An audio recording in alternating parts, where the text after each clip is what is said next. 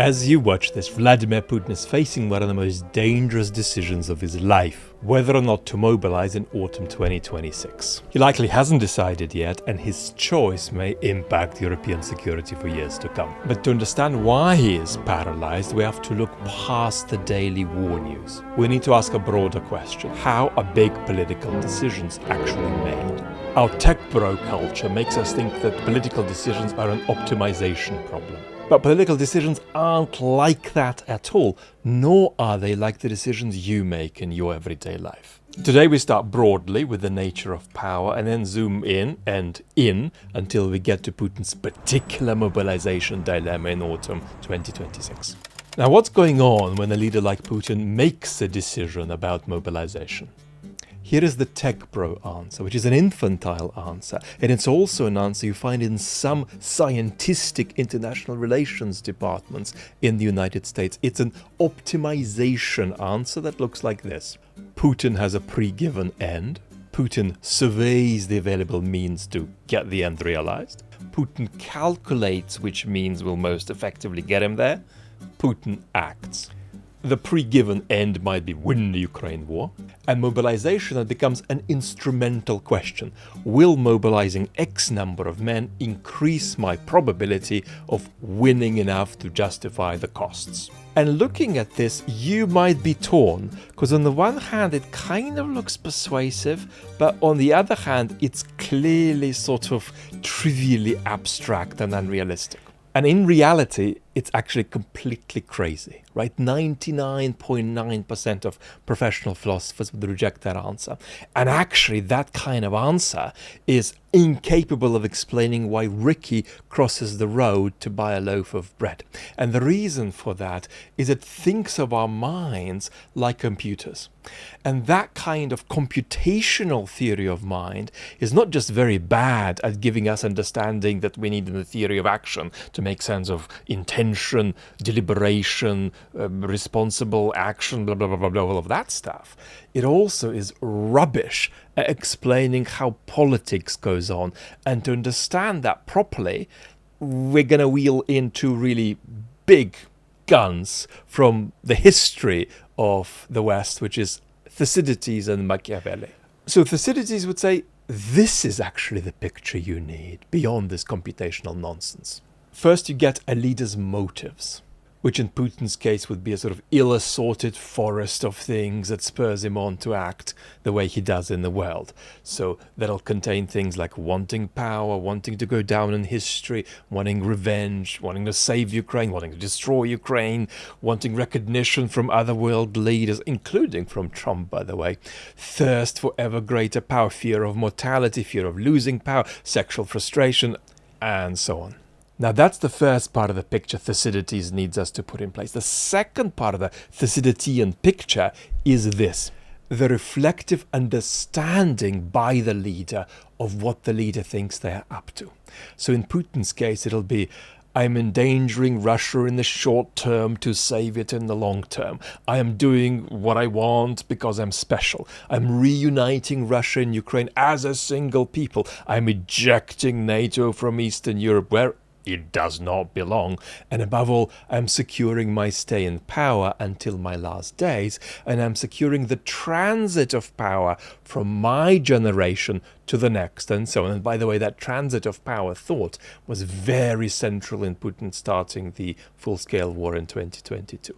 But Thucydides then has the third bit, and that, of course, is action. So in Putin's head, there'll be, I tell Gerasimov to push on. I refuse negotiations. I practice hybrid war against Europe. I arbitrate the conflict between hawks and technocrats in my regime, and so on. And what we can see implicitly in Thucydides is what the wonderful late Geoffrey Hawthorne called the inseparability thesis. And the inseparability thesis means that you can't just take the motive and the deliberative understanding and just see how they are executed in action. And that's because action and the leader's understanding of what action is available to him or her actually shapes her motive and her reflective understanding, which also then shape one another. Here is Geoffrey Hawthorne. All three come together in ways that affect the facts of character, individual and collective, and they together explain what they make happen. Thought and action are guided by pre-rational commitments, and beyond logic, reason is never all there is, but nor usually, in most politics and war, is emotion. So mobilizing or not mobilizing will actually condition what Putin is doing, what Putin thinks he is doing, and even what Putin is. And you can't know what kind of event your mobilization is going to become until after the event has happened. Here is late philosopher Alistair McIntyre. On actual terrains, and what is true of battles is also true of diplomatic negotiations, making love, holding seminars, and doing all the other things that make up life. On all these terrains, situations are always determinate after the event, but never before. Before the event, it is impossible to say what the parameters which delimit the event are going to be. And that is to say, there isn't something called the Battle of Gettysburg which is about to be fought. There is only the Battle of Gettysburg after it has been fought. And this is a truth ignored by people who believe in predictability of human affairs. Now let's jump 1940 something years from ancient Greece to 1513 Florence, where Machiavelli is writing The Prince. So having scrambled this triad between motive, reflective understanding and action with the help of Thucydides, Machiavelli now comes in and tells us something really important about how that triad fails or succeeds in practice. And in doing that, Machiavelli gives us another triad, which helps us understand how leaders can partly control uncontrollable circumstances and thereby get lucky. Here is Machiavelli's triad. So here we've got fortuna, occasione, and virtù. So let's immediately get some help from intellectual historian Quentin Skinner. Now, the quality that you have to possess if you're going to be able in any way to control the role of luck is virtù. And so one of the oppositions in the book is always between la virtù and la fortuna. Fortuna virtù. This is a kind of very useful, I think, American idiom which captures very well what Machiavelli is saying. You can get lucky. Sometimes, I'm quoting, you may have the good fortune to encounter the right occasion. The Italian word is occasione, the right moment of opportunity to act. And he says, if you're not blessed with having the right opportunity to act, if you don't have that kind of fortune, then you're never going to succeed as a political leader at all. So to that degree, fortune is inexorable and present. But what it is to be a leader of virtù is to seize opportunities. Putin is not very good at this anymore. Arguably, if you put the ethical aspect of it aside and the political yuckiness of it aside, 2014 was an example of good interaction with occasione. Because it's not that Putin had a folder that he dusted off and then tried to shove into historical reality, whether it applied to it or not. It's that he waited for something bad to happen in Ukraine that made Ukraine vulnerable. And then when that moment came, he dusted off the folder and said, "Ooh, DIY, here's what I prepared earlier. I think this is a good moment to mess around with it." And in 2024, he had another occasione, but he was too washed out to take advantage of it. And that's when Trump gave Putin an opportunity to stop the war and get reintegrated with the West. And one of the arguments I've made on the channels repeatedly is that Putin should have taken this opportunity if you were thinking about it from the point of view of Putin's evil advisor.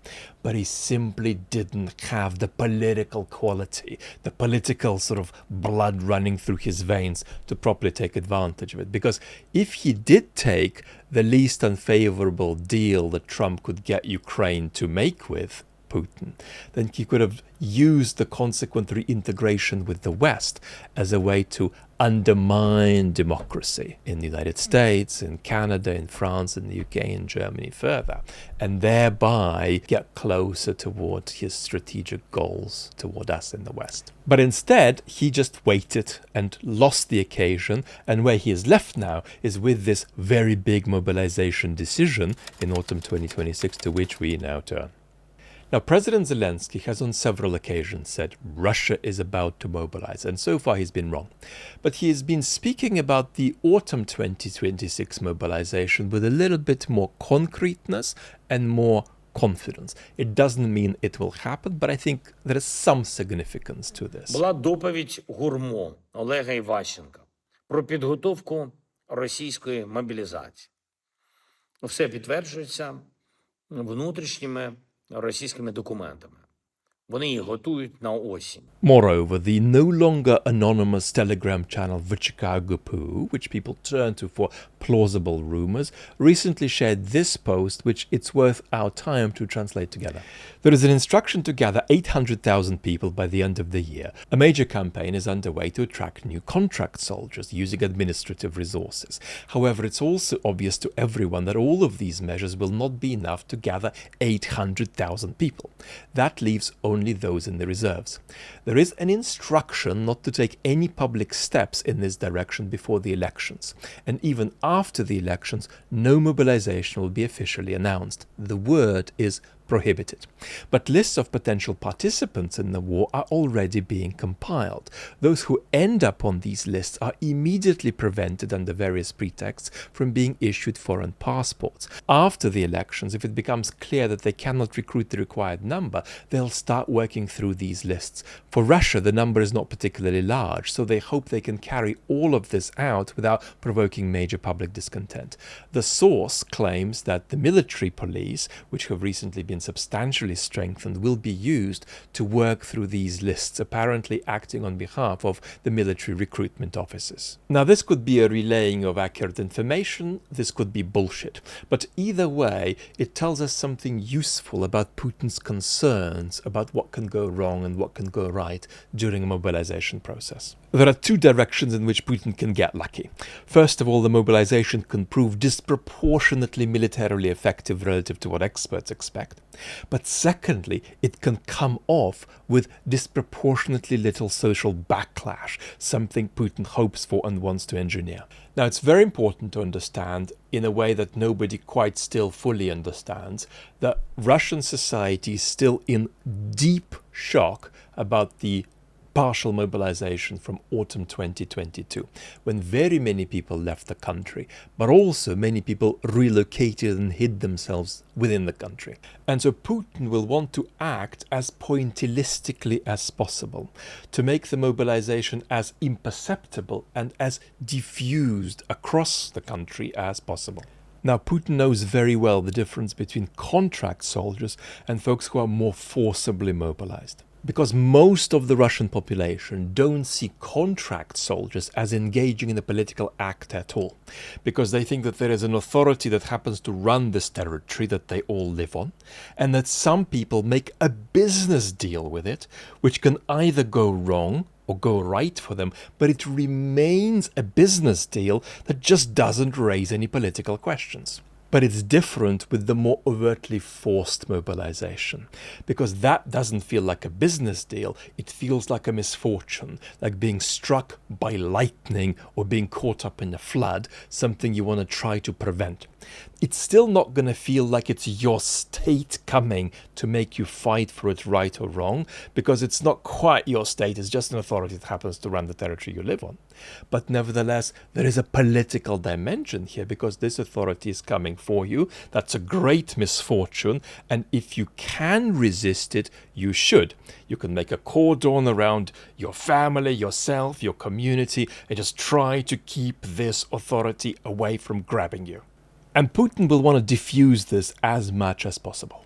One thing he'll want to do is make sure that the people who are going to get mobilized are rapidly notified, so that the people who are not going to get mobilized don't spend weeks getting anxious and civically engaged about the fact that they could be taken away. Another thing Putin will want to get across is that if it's a rolling mobilization with more than one wave, that the people who don't get picked up in the first wave don't get any ideas about the fact that there's a second and a third wave coming. When we think of Putin making decisions, his process often has two features. First of all, he wants to make the decision as slowly as possible to see if some freebies fall along the way for him before he decides.